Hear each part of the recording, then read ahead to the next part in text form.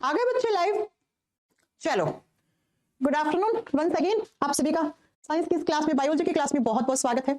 अनुराग, गजाला, पंकज, रामा, अवतार, खिरोरी, कुमार, दिवाकर, सुमित सिंह, राहुल, पंकज, आओ भाई। हाँ जी, जल्दी आओ, अपनी क्लास स्टार्ट करें आज की। नमस्ते नमस्ते सभी को, नमस्ते भाई। हम क्या पढ़ रहे थे लास्ट क्लास में? हम मेल रिप्रोडक्टिव सिस्टम पढ़ रहे थे, नर जनन तंत्र पढ़ रहे थे, याद है ना? फिर फीमेल पढ़ेंगे हम। अब मेल रिप्रोडक्टिव सिस्टम में हमने क्या क्या पढ़ लिया था? मैंने कहा था मेल रिप्रोडक्टिव सिस्टम 4 पार्ट से, 4 ऑर्गन से मिलकर बना हुआ है या 4 भागों में बंटा हुआ होता है। सबसे पहले हमने पढ़े थे किसके बारे में कि मेल रिप्रोडक्टिव सिस्टम के जो प्राइमरी सेक्सुअल ऑर्गन्स होते हैं उनको हम टेस्टिस, उनको हम वृषण कहते हैं। ये 2 टेस्टिस होते हैं। और टेस्टिस क्या होते हैं? मेल रिप्रोडक्टिव सिस्टम में जो टेस्टिस होते हैं वो मेल बॉडी से आउटर की तरफ होते हैं। क्यों? क्योंकि इंटरनल बॉडी टेम्परेचर आपका जो होता है उससे 1.5 से 2 या 2.5 डिग्री सेल्सियस टेम्परेचर कम चाहिए होता है। किसके लिए? स्पर्म्स बनने के लिए। और यहीं पर स्पर्मेटोजेनेसिस होता है, यानी कि स्पर्म्स यहीं पर ही बनते हैं। तो हमने टेस्टिस की एनाटॉमी कैसे बनते हैं वो पढ़ लिया था। फिर मेल रिप्रोडक्टिव सिस्टम में कुछ ग्लैंड्स होती है, कुछ ग्रंथियां होती हैं जो इन स्पर्म्स को बाहर निकालने में, इनका एजैकुलेशन करने में हेल्प करती है। एपिडाइडमिस, वासा एफ्रेंसिया, रेटिटेस्टिस, वास डेफरेंस, ये नलियां थी, ये हमने पढ़ ली। अब जो तीसरा पार्ट है वो हम पढ़ेंगे मेल ग्लैंड्स, नर जनन ग्रंथियां, मेल रिप्रोडक्टिव ग्लैंड्स जो रिप्रोडक्टिव सिस्टम का हिस्सा होती हैं वो पढ़ेंगे हम, जैसे सेमाइनल वेसाइकल, जैसे प्रोस्टेट ग्लैंड, जैसे बल्बोरथल ग्लैंड, ये हमें पढ़नी है आज। चलो फिर ये खत्म हो जाएगा, फिर हम फीमेल रिप्रोडक्टिव सिस्टम स्टार्ट करेंगे। तो 2 पढ़ा चुकी हूं, 2 मैं नहीं लिखूंगी, ठीक है? क्या क्या? टेस्टिस और असेसरी डक्ट्स। असेसरी डक्ट्स को बोलते हैं सहायक नलिकाएं, और वृषण पढ़ा चुकी हूं। अब तीसरा लिखो, mail reproductive glands. Mail reproductive glands पढ़नी है हमें। नर जनन ग्रंथियां, भाई वो ग्रंथियां जो सिर्फ और सिर्फ मेल बॉडी में होती हैं, और मेल बॉडी में भी कहां, जो रिप्रोडक्टिव सिस्टम का हिस्सा मानी जाती है, उनको हम नर जनन ग्रंथियां कहते हैं। उनको हम नर जनन ग्रंथियां कहते हैं। ये सिर्फ मेल के ही बॉडी में प्रेजेंट होंगी, फीमेल्स में ऐसी कोई स्ट्रक्चर नहीं होती है। अब कितनी होती है? तो मेल रिप्रोडक्टिव ग्लैंड्स यहां 3 टाइप की होती है। There are 3 types of male reproductive glands are present in male reproductive system. ठीक है? क्या कि जो नर का जो जनन तंत्र होता है उसमें 3 प्रकार की जनन करवाने वाली ग्रंथियां पाई जाती हैं। पहले तो बात तो इनके नाम याद कर लो, फिर इनके फंक्शन याद करोगे। तो नाम जब याद करोगे तो 1 नंबर पे आती है, उनको बोलते हैं सेमाइनल वेसाइकल। नंबर 1 पे आती है, उनको बोलते हैं सेमाइनल वेसाइकल। इंग्लिश में, हिंदी में इसको शुक्राशय कहा जाता है। शुक्राशय कहा जाता है, शुक्राशय या शुक्राशय ग्रंथियां कहा जाता है। 1 जोड़ी होंगी, कितनी? 1 पेयर। तो मेल रिप्रोडक्टिव सिस्टम में 1 पेयर सेमाइनल वेसाइकल ग्लैंड्स होती है। एग्जाम में आते हैं सेमाइनल वेसाइकल किस सिस्टम का हिस्सा है? रिप्रोडक्टिव सिस्टम का। किसके रिप्रोडक्टिव सिस्टम का? मेल का। ठीक है, कितनी होती है पता होना चाहिए। दूसरी होती है प्रोस्टेट ग्लैंड्स। प्रोस्टेट ग्लैंड आजकल बहुत चर्चा में है, क्योंकि प्रोस्टेट ग्लैंड में कैंसर बहुत ज्यादा हो रहा है। प्रोस्टेट ग्रंथियां नंबर 2 पे कौन सी है? प्रोस्टेट ग्रंथियां। और जो 3 नंबर पे, प्रोस्टेट भी 1 जोड़ी होती है बच्चा, 1 पेयर, 1 पेयर होती है अखरोट की शेप की। ठीक है, नेक्स्ट तीसरी होती है बल्बथल। देखो मैं दिखा देती हूँ आपको, ये रही, देखो ये रहा सेमाइनल वेसाइकल, दिख रहा है सेमाइनल वेसाइकल। 1 ये रहा, 1 2, एक लेफ्ट साइड में, एक राइट साइड में। प्रोस्टेट कौन सी है? ये वाली, ये वाली। एक प्रोस्टेट, दूसरी प्रोस्टेट। ठीक है, बल्बोथल ग्लैंड, बल्बोथल ग्लैंड, ये रही छोटी सी ऐसे, ये रही बल्बोथल ग्लैंड। अरे यार, ये वाली, ये वाली। ठीक है बच्चा, तो लिखो 3 नंबर पे बल्बोथल ग्लैंड्स। हिंदी में सेम नाम है। सबसे पहले तो आपको ये पता होना चाहिए कि ये जो मैम ने पढ़ाई है ना, कितनी? तीनों, ये सिर्फ और सिर्फ कहां पे होती है? ये मेल रिप्रोडक्टिव सिस्टम में होती है।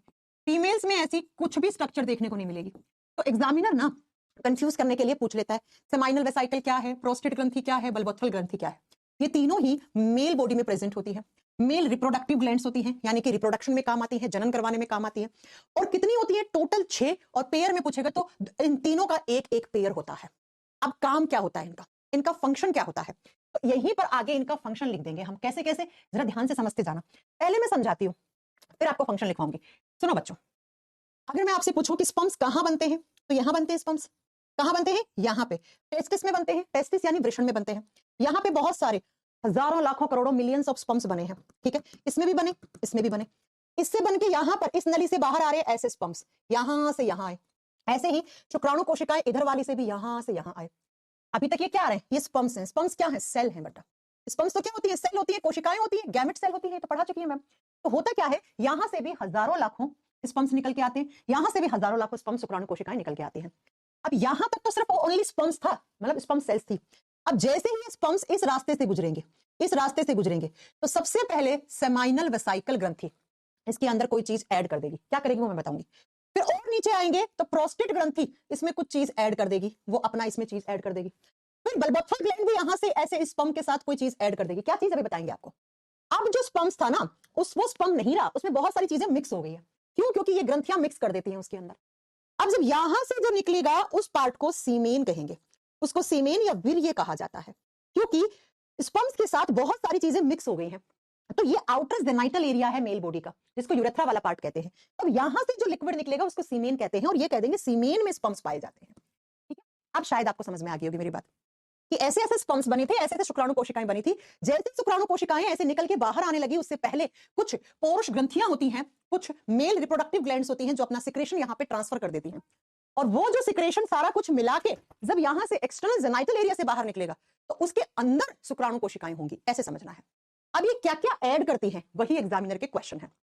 सबसे पहले बच्चा, ये जो है ना, ये सेमाइनल वेसिकल, ये क्या करेगा, इसका फंक्शन इसके आगे लिखना, ये ना एक तरीके का म्यूकस, एक तरीके का म्यूकस सिक्रेट करता है। म्यूकस का मतलब होता है श्लेष्मा, और ये श्लेष्मा जो होता है ये चिपचिपा पदार्थ होता है, चिपचिपा पदार्थ होता है ना, लचीला सा चिपचिपा सा पदार्थ होता है, इसी को कहते हैं म्यूकस। तो सेमाइनल वेसिकल ने क्या ऐड कर दिया, म्यूकस ऐड कर दिया। किसके साथ? म्यूकस मिक्स कर दिया। किसके साथ बच्चा? जो गैमेट सेल्स थी और कौन सी? स्पर्म्स थी, शुक्राणु कोशिकाएं थी। तो इन शुक्राणु कोशिकाओं के साथ म्यूकस ऐड कर दिया। किसने? सेमाइनल वेसिकल ने, शुक्राशय ने। ये लो बच्चा, म्यूकस हो गया। यानी कि मैम अब देखो जरा ध्यान से, स्पर्म सेल्स के साथ एक चिपचिपा पदार्थ ऐड हो गया, और उसी चिपचिपे पदार्थ को आप क्या कहते हो? श्लेष्मा कहते हो। और ये श्लेष्मा किसने डाला? सेमाइनल वेसिकल ने डाला। ठीक है, डाल दिया। अब और नीचे आएंगे तो प्रोस्टेट ग्लैंड क्या करेगी? इसी के साथ मिक्स कर देती है एक एसिड। कौन सा एसिड? Citric acid. प्रोस्टेट ग्रंथि क्या करती है, ये जो पीछे से चिपचिपा सा पदार्थ जिसके अंदर स्पर्म सेल्स आई थी उसके अंदर सिट्रिक एसिड डाल देती है। और ये सिट्रिक एसिड पता है क्या करता है? ये स्पर्म्स को डायरेक्शन देता है, दिशा प्रदान करेगा, और साथ में उसको स्पीड देगा। स्पर्म सेल्स को स्पीड मतलब उसको उसके अंदर गति देगा। गति का मतलब है स्पर्म सेल्स को मोटाइल बनाएगा। अगर स्पर्म सेल्स में गति नहीं होगी तो फीमेल के रिप्रोडक्टिव सिस्टम में नहीं जाएगा, वो नॉन मोटाइल हो जाएगा। तो कैसे फर्टिलाइजेशन करेगा वो जाके? तो उसे मोटाइल बनाने का काम करता है सिट्रिक एसिड। तो बच्चों अब स्पर्म सेल्स के साथ म्यूकस और साथ में कौन सा? एक सिट्रिक एसिड निकल गया। सिट्रिक एसिड मिल गया, है ना, मिल गया ना। और ये सिट्रिक एसिड किसने? प्रोस्टेट ग्रंथियों ने रिलीज किया। और सिट्रिक एसिड का काम क्या होता है? शुक्राणु कोशिकाओं को दिशा और गति देना, शुक्राणुओं को गतिशील बनाना, उसके अंदर उनसे मोटाइल बनाना, स्पर्म सेल्स को मोटाइल बनाना। इस तरीके से स्पर्म सेल्स चलती रहती हैं, उनमें गति होती है, ऐसे घूमती रहती हैं। अगर गति नहीं होगी तो वो फीमेल रिप्रोडक्टिव सिस्टम में नहीं जाएंगी, और वो अच्छे से वहां पर क्या नहीं होगा? वहां पर फर्टिलाइजेशन नहीं होगा। राइट, समझ गए? तो एग्जाम में क्वेश्चन आता है स्पर्म्स को गति कौन देता है, स्पर्म्स को मोटाइल कौन बनाता है? Citric acid. वो सिट्रिक एसिड कौन रिलीज करता है? वो प्रोस्टेट ग्रंथियां, पौरुष ग्रंथियां रिलीज करती हैं। और आजकल इस प्रोस्टेट ग्लैंड में कैंसर बहुत हो रहा है, जिसको प्रोस्टेट कैंसर के नाम से जान रहे हैं। और अगर बहुत ज्यादा कैंसर हो जाता है, इसमें फैल जाता है, तो डॉक्टर प्रोस्टेट ग्रंथि को कट भी कर देता है, उसका ऑपरेशन भी कर देता है। ये भी आप समझ लीजिए। अब क्या होगा? अब और नीचे आएगा ये मिक्सर। तो ये बल्बोथल ग्लैंड क्या करती है? ये इसी सारे मिक्सर में फ्रक्टोज ऐड कर देती है। फ्रक्टोज, ये फ्रक्टोज डाल देगी। ठीक है, सिट्रिक एसिड इसने डाला, अब फ्रक्टोज डल जाएगा। फ्रक्टोज क्या होता है बच्चा? एक शुगर होती है। फ्रक्टोज एक शुगर होती है, और फ्रक्टोज से क्या मिलता है? फ्रक्टोज से न्यूट्रिशन मिलता है, एनर्जी मिलती है। सुक्रोज, फ्रक्टोज, ग्लूकोज क्या देते हैं? एनर्जी देते हैं, ऊर्जा। अब यहां पर किसको ऊर्जा देंगे? स्पर्म सेल्स को। अगर स्पर्म सेल्स में एनर्जी नहीं होगी तो स्पर्म्स की क्वालिटी खराब है, वो फर्टिलाइजेशन नहीं कर पाएंगे, वो बच्चा पैदा नहीं कर सकता वो स्पर्म। समझ गए आप? तो अब ये सारी चीजें जब मिक्स हो गई, ये सारी चीजें मिक्स हो गई, तो इस मिक्सचर को, ये जो एक मिक्सचर बना है ना, इस मिक्सचर को नाम देते हैं सीमेन। इसे क्या कहते हैं? सीमेन या वीर्य कहते हैं। ओके बच्चों, अब वीर्य में क्या क्या है वो सुनो। वीर्य में क्या क्या है, कहां से आया? स्पर्म सेल से, टेस्टिस ने बनाई। म्यूकस है उसके अंदर, सेमाइनल वेसिकल ने बनाया, शुक्राशय ने बनाया। सिट्रिक एसिड है उसके अंदर, जो स्पर्म्स को गति दे रहा है और डायरेक्शन दे रहा है, वो किसने? प्रोस्टेट ग्रंथियों ने मिलाया। और साथ में फ्रक्टोज है जो स्पर्म सेल्स को एनर्जी, ऊर्जा दे रहा है ना, तो वो फ्रक्टोज किसने बनाया? बल्बोथल ग्लैंड ने बनाया। इन सारी चीजों के मिक्सचर को सीमेन कहते हैं। इसका मतलब कि अब यहां से इस पार्ट से होता हुआ नीचे की तरफ देखो, यहां स्पर्म्स बने थे, यहां स्पर्म्स बने थे, मिलियंस ऑफ स्पर्म्स बनते हैं। वो बात अलग होता है, मिलियंस में से एक स्पर्म जाके एक अंडे को फर्टाइल करता है तो एक बच्चा बनता है। अगर दो स्पर्म्स ने दो अंडों को कर दिया तो दो बच्चे बन जाते हैं। कभी कभी एक स्पर्म ही दोनों अंडों को फर्टाइल कर देता है, तब भी दो बच्चे ट्विंस बन जाते हैं। वो खैर आगे की बातें आपको पढ़ाएंगे, ठीक है? बात समझ में आ गई? जनरली क्या होता है कि बच्चा होता है ना। चलो, तो यहां से मिलियंस ऑफ स्पर्म्स बने, लेकिन उसमें से एक स्पर्म क्या होगा? एक अंडे को, एक अंडाणु को फर्टाइल करेगा, और वहां से जाइगोट बनके एक बच्चा पैदा होगा। तो यहां से तो स्पर्म्स जा रहे थे ना, फिर यहां से होता हुआ चीजें ऐड होती गई, ऐड होती गई, ऐड होती गई। अब जो एक्सटर्नल जेनाइटल एरिया है, जिसको ग्लैंस पेनिस बोलते हैं, यहां से क्या निकलेगा बाहर? यहां से सीमेन निकलेगा। इसका मतलब ये सीमेन, ये वीर्य कहां जाएगा? तो सेक्सुअल इंटरकोर्सेस के दौरान, यौन संबंधों के दौरान ये सीमेन फीमेल बॉडी में जाता है। कहां पर? फीमेल, महिला के शरीर में जाता है और वहां पर जाकर क्या करता है? अंडे को फर्टाइल करेगा। अब अंडे को फर्टाइल कौन करेगा? इस सीमेन में क्या है? स्पर्म से। सीमेन में क्या है? स्पर्म से। तो वो स्पर्म जाके फीमेल बॉडी में अंडे के फर्टिलाइजेशन करेगा, फर्टिलाइजेशन से एक जाइगोट और एक बच्चा बन जाएगा। ये है कंप्लीट, क्या आप बताओगे बच्चा? Mail reproductive system. अब इस डायग्राम में ऐसा कोई नाम नहीं है जो मैम ने आपको नहीं पढ़ाया। इस डायग्राम में ऐसा कोई नाम नहीं है जो आप नहीं जानते और मैम ने आपको नहीं पढ़ाया। लेकिन जब चैप्टर स्टार्ट किया तो जानते थे क्या कैसे कैसे क्या होता है? कोई नहीं जानता था ना। तो इसी के साथ आपका मेल रिप्रोडक्टिव सिस्टम खत्म। समझ में आ गया? इसी के साथ यहां से आपका मेल रिप्रोडक्टिव सिस्टम खत्म। अब आप हेडिंग दोगे फीमेल रिप्रोडक्टिव सिस्टम। अब याद करना आपका काम है ना? प्रोस्टेट ग्लैंड, उसके बाद एपिडाइडमिस, सब पढ़ा चुकी हूँ। वास डेफरेंस, वेसेक्टोमी क्या होता है, टेस्टिस क्या होता है, सब कुछ पढ़ा चुकी हूँ। अब हेडिंग दोगे फीमेल रिप्रोडक्टिव सिस्टम, महिलाओं का प्रजनन तंत्र, फीमेल रिप्रोडक्टिव सिस्टम, मादा प्रजनन तंत्र। देखो महिलाओं का जनन तंत्र कैसे काम करता है, मादा प्रजनन तंत्र या मादा जनन तंत्र, अब हम ये पढ़ेंगे। और फीमेल का जो रिप्रोडक्टिव सिस्टम होता है, इसकी लोकेशन पूछ ले तो कहां पे? ये भी पैल्विक रीजन में ही होगा, स्थान वही होगा, इंटेस्टाइन्स के नीचे, दोनों आंतों के नीचे। ये दोनों आंतों के नीचे वाले हिस्सों को हम पैल्विक रीजन कहते हैं। पैल्विक रीजन श्रोणी मेखला में, ठीक है, श्रोणी भाग में, श्रोणी भाग में फीमेल रिप्रोडक्टिव सिस्टम होता है। अब जैसे से मेल पढ़ा था वैसे वैसे फीमेल पढ़ेंगे। फीमेल रिप्रोडक्टिव सिस्टम कुल कितने पार्ट से मिलकर बना हुआ है? इसके कौन कौन से पार्ट्स हैं, इसके कौन कौन से भाग हैं? पहले तो नाम लिखो उनका। नंबर 1 पे आता है ओवेरीज। ओवेरीज को बोलते हैं अंडाशय। जैसे मेल बॉडी में टेस्टिस था, वैसे वहां यहां पर एक पेयर, एक जोड़ी अंडाशय होते हैं। दिखाते हैं आपको अंडाशय कौन से होते हैं, ये वाले। ये एक ये ओवेरी, एक ये ओवेरी, ठीक है, इनको ओवरीज बोलते हैं।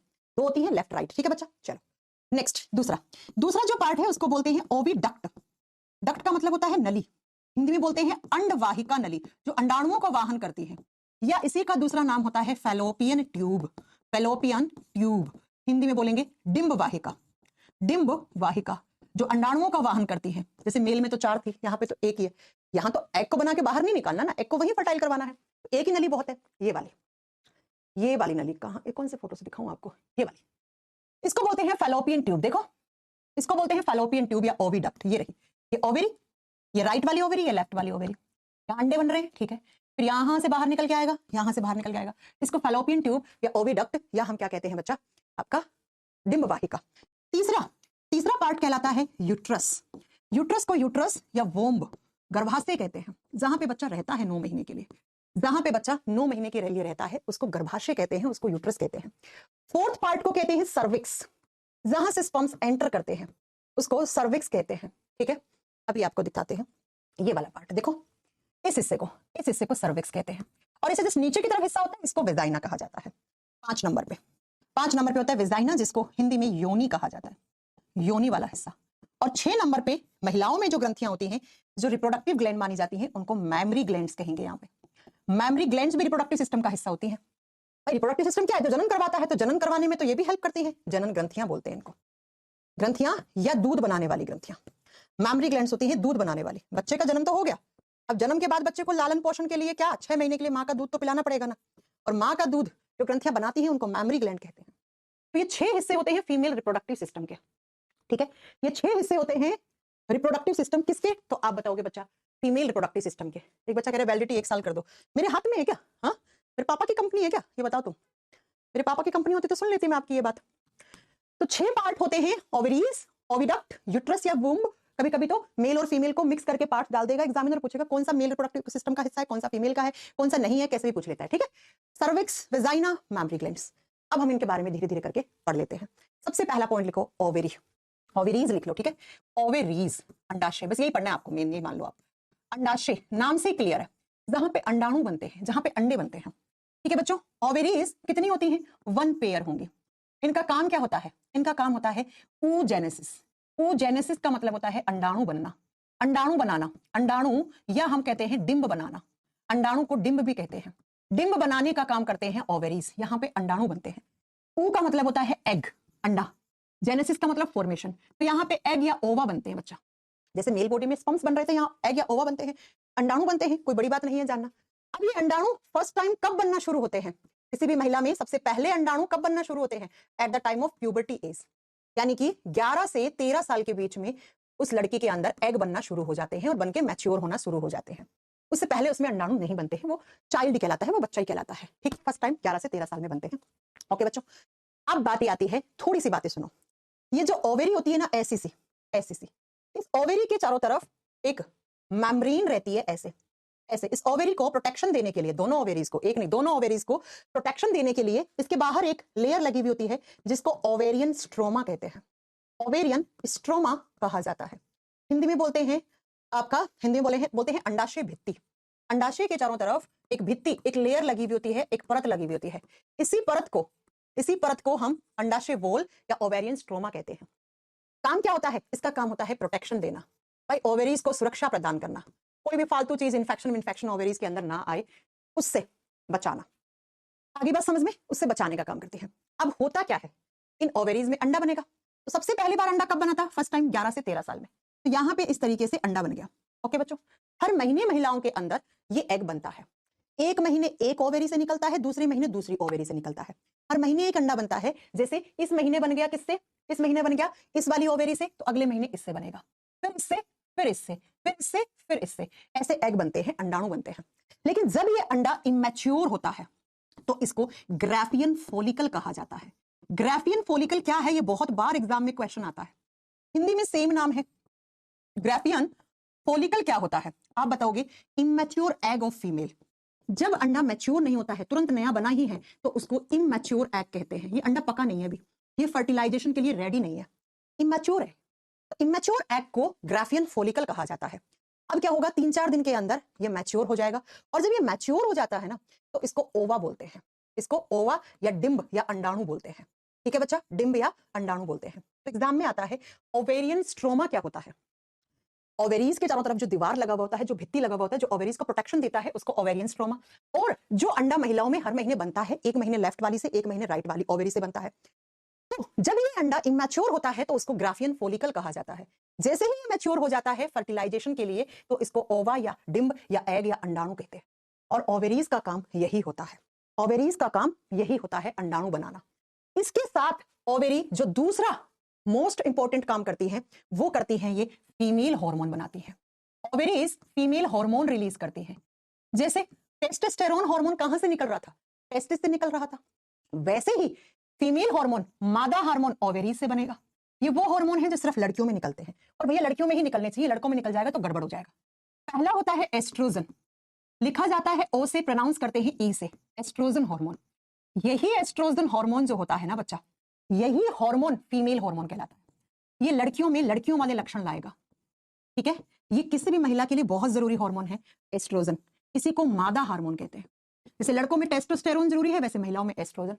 अब अगर ये लड़की प्रेग्नेंट हो गई, इसने गर्भाधारण कर लिया, तब इस महिला में एक हार्मोन और निकलता है, उसको प्रोजेस्टेरोन हार्मोन कहते हैं। Progesterone hormone. और ये जो प्रोजेस्टेरोन हार्मोन होता है ना, इसी का दूसरा नाम होता है प्रेगनेंसी हार्मोन। इसी को हम प्रेगनेंसी हार्मोन भी कहते हैं, इसी को हम गर्भाधारण हार्मोन कहते हैं। ये तभी निकलेगा बच्चा जब कोई महिला प्रेग्नेंट होगी। अब प्रेग्नेंट होती है तो यूट्रस बढ़ता है, इतना सा यूट्रस होता है। जब प्रेग्नेंट होती है इतना बड़ा यूट्रस कि उसमें 3, 3.5, 4 किलो का बच्चा भी, 5 किलो का बच्चा भी सर्वाइव कर जाए, तो इस यूट्रस को वापस इतना बड़ा करता है, फिर छोटा कर देता है डिलीवरी के बाद, बच्चे के जन्म के बाद।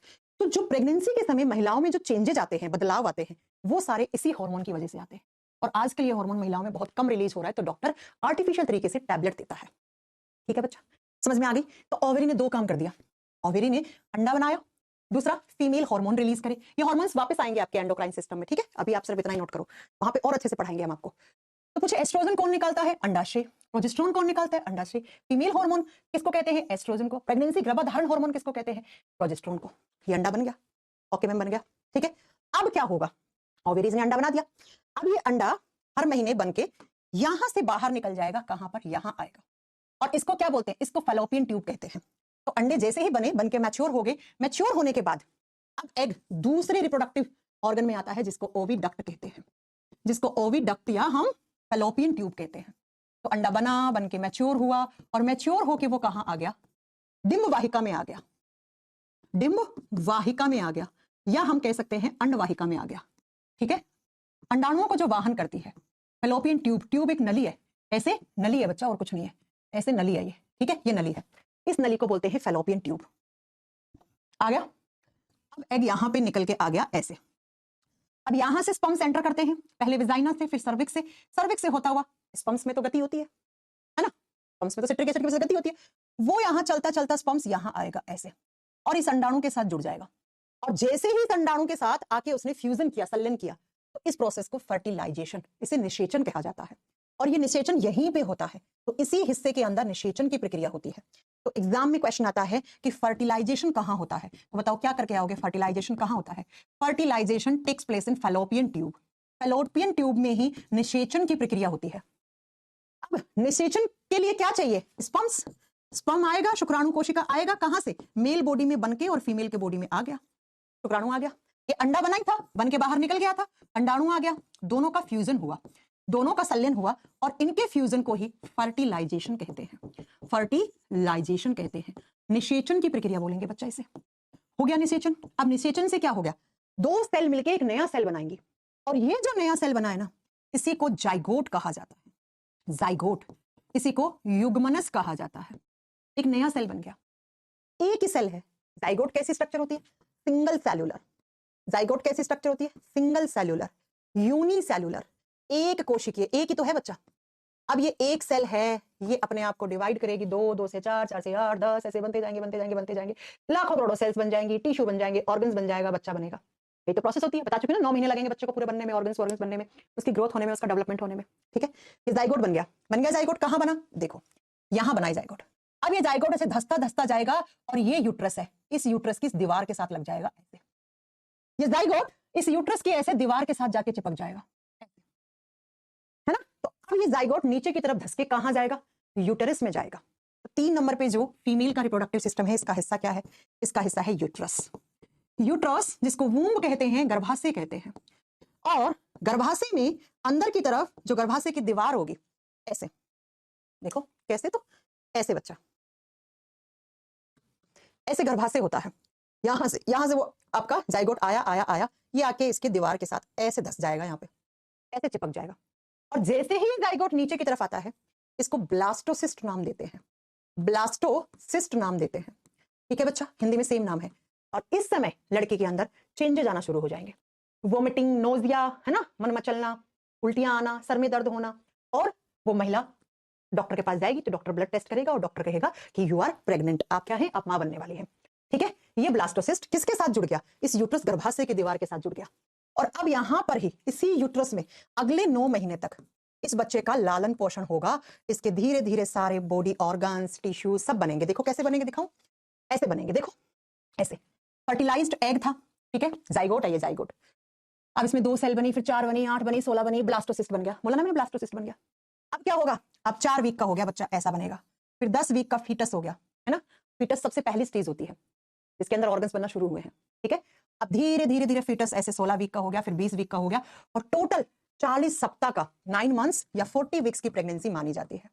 40 सप्ताह की प्रेगनेंसी मानी जाती है। 40 सप्ताह के बाद क्या होगा? देखो 40 सप्ताह के बाद क्या होगा? इस महिला को लेबर पेन होगा। लेबर पेन का मतलब होता है जो बच्चे को जन्म देते समय पीड़ा होती है, उसको लेबर पेन, या हम कहते हैं उसको हिंदी में क्या कहते हैं, लेबर पेन को प्रसव पीड़ा। ठीक है, ये सर्विक्स का मुंह, देखो यहाँ बच्चा है 9 महीने के लिए, ऐसे उल्टा ऐसे यहाँ पे, कभी कभी सीधे भी बच्चे होते हैं, कुछ बच्चे उल्टे होते हैं। ठीक है, तो वो सब डॉक्टर पे और वो केस पे डिपेंड करता है। ये सर्विक्स का मुंह खुलेगा और यहाँ से ये बच्चा होता होता नीचे धंसता, वेजाइना से बाहर इस बच्चे का जन्म हो जाएगा। अब ये जन्म इतना आसान मैम ने बता दिया और आपने सुन लिया। जब ये जन्म होता है तो यहाँ पे जो पैल्विक रीजन है, इसमें बोन्स होती हैं, वो बोन अपनी जगह से खिसकती हैं और इतना दर्द होता है जितना मैं आपकी 60 से 70 हड्डी तोड़ूं, आपकी हड्डियां तोड़ दो 60 से 70 हड्डियां, तो हड्डियां 60 से 70 हड्डियां तोड़ने में जितना दर्द होता है, उतना ही एक माँ को अपने बच्चे को जन्म देते समय पेन होता है। और ये जो पेन होता है उसको प्रसव पीड़ा कहा जाता है, उसको लेबर पेन कहा जाता है। आजकल तो खैर एपिड्यूरल वगैरह इंजेक्शन लगने लग गए हैं ना, पुराने जमाने में कहाँ होते थे, हमारी मम्मियों के जमाने में। इसीलिए मैंने लास्ट क्लास में कहा था, माँ के दूध के कर्ज को, या माँ ने जो आपको जन्म दिया है उसके कर्ज को आप कभी चुका ही नहीं पाओगे। चाहे आप उस माँ को कितना ही महारानी बना के रख लो, आप कितना ही सुख दे दो उनको, कितनी ही उनकी इज्जत कर लो, कितना ही मान सम्मान उनको दे दो आप, लेकिन जो माँ ने दर्द झेला था ना, वो उस दर्द का, उस दूध का कर्ज आप चुका ही नहीं पाओगे कभी भी। बाप के कर्ज को एक बार के लिए चुका देते हो, लेकिन माँ का कर्ज चुकाने से भी नहीं चुका जाएगा, 7 जन्म कम पड़ जाएंगे। इसीलिए अपने माँ की, है ना, माँ क्या क्या, हर महिला जो आपके जीवन में है उसकी इज्जत करना सीखो, है ना बच्चा। समझ में आ गया मेरी बात? ठीक है, तो यूट्रस में 9 महीने बच्चा रहा, यहाँ पे इसकी ग्रोथ और डेवलपमेंट होगा। अब बच्चे का जन्म होगा, होगा कि नहीं होगा? बच्चे का जन्म होगा, तो जन्म होगा तो बच्चा 6 महीने तक बाहर से कुछ खा पी नहीं पाता है, ऑर्गन्स मैच्योर ही नहीं हुए हैं, कहां से डाइजेशन हो जाएगा? तो उस बच्चे को चाहिए माँ का दूध। क्या चाहिए बच्चा? माँ का दूध। और माँ का दूध कौन बनाएंगी? तो मैंने पढ़ा दिया, मैमरी ग्लैंड्स बनाएंगी। मैमरी ग्लैंड्स, इनको हिंदी में दूध बनाने वाली ग्रंथियां कहते हैं। दूध बनाने वाली ग्रंथियां कहते हैं।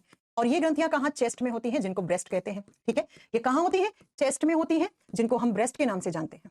ओके बच्चों, अब क्या होगा? जैसे ये महिला प्रेग्नेंट होगी तो अब इसकी मैमरी ग्लैंड्स प्रिपेयर होंगी। क्या बनाने के लिए? मिल्क, दूध बनाने के लिए प्रिपेयर होंगी। दूध बनाने के लिए प्रिपेयर होंगी। और जो माँ का दूध होता है वो बच्चे के लिए 6 महीने कंपलसरी है। 6 मंथ्स तो माँ अपने बच्चे को दूध पिलाए ही पिलाए। उसके बाद धीरे धीरे उसको दाल का पानी, दाल, प्रोटीन वगैरह खिलाना शुरू कर देते हैं। माँ का दूध क्यों जरूरी है? सबसे पहले सुनो, माँ के दूध को बोलते क्या है? क्लोस्ट्रम। ये बहुत बार एग्जाम में आता है। माँ के दूध को नाम क्या दिया जाता है? क्लोस्ट्रम कहा जाता है। और इस माँ के दूध में बहुत ज्यादा विटामिन, बहुत ज्यादा इम्यूनिटी और बहुत ज्यादा इसके अंदर क्या? आपकी एंटीबॉडीज होती हैं, जो बच्चे को बहुत स्ट्रांग बनाएंगी, इम्यून सिस्टम स्ट्रांग करेंगी बच्चे का। इसलिए 6 महीने तक बच्चे को माँ का दूध बहुत जरूरी है। सिर्फ एक विटामिन नहीं होता माँ के दूध में, लिख देना, विटामिन सी। एग्जाम में क्वेश्चन आता है, माँ के दूध में कौन सा विटामिन नहीं होता? विटामिन सी नहीं होता है। विटामिन सी नहीं होता है माँ के दूध में। बाकी बच्चा सारे विटामिन इसमें होते हैं। इसमें विटामिन होता है माँ के दूध में, प्रोटीन होता है माँ के दूध में। माँ के दूध में एंटीबॉडीज होती हैं, एंटीबॉडीज बीमारियों से रक्षा करती हैं। माँ के दूध में इम्यून सेल्स होती हैं, और यही बच्चे को ताकत देंगी, बच्चे में एनर्जी लाएंगी, बच्चे की ग्रोथ करेंगी, बच्चे का डेवलपमेंट करवाएंगी। इसीलिए माँ का दूध बहुत जरूरी होता है। समझ गए मेरी बात? ठीक है, इसीलिए माँ का दूध बहुत जरूरी होता है। अब माँ के दूध को बनाने के लिए और उसे बाहर निकालने के लिए 2 हार्मोन रिस्पॉन्सिबल होते हैं बच्चा। यहाँ पे आपको 2 हार्मोन के नाम याद करने हैं। एक हार्मोन होता है प्रोलैक्टिन हार्मोन, एक हार्मोन होता है जिसका नाम होता है prolactin hormone. Prolactin hormone, same नाम हिंदी में है, प्रोलैक्टिन। बच्चों, ये प्रोलैक्टिन दूध बनाता है, ये दूध बनाता है, ये मिल्क फॉर्मेशन का काम करेगा, ये दूध बनवाएगा। कब? At the time of pregnancy. भाई दूध तभी बनेगा जब कोई लड़की मां बनने वाली है। ये दूध बनाने वाला हार्मोन होता है प्रोलैक्टिन। अब इस दूध को बना के बाहर निकालने का जो हार्मोन होता है उसको ऑक्सीटोसिन हार्मोन कहते हैं। उसको ऑक्सीटोसिन हार्मोन कहते हैं। कौन सा बच्चा? ऑक्सीटोसिन। ये मिल्क इजैक्यूलेशन का काम करता है। इजैक्यूलेशन का मतलब होता है दूध को बाहर निकालने में हेल्प करता है। और बाहर नहीं निकलेगा तो बच्चा पिएगा कैसे? और पिएगा नहीं तो बच्चे का लालन पोषण कैसे होगा? तो ये दूध को बाहर निकालता है बच्चा। ठीक है, समझ में आ गई मेरी बात?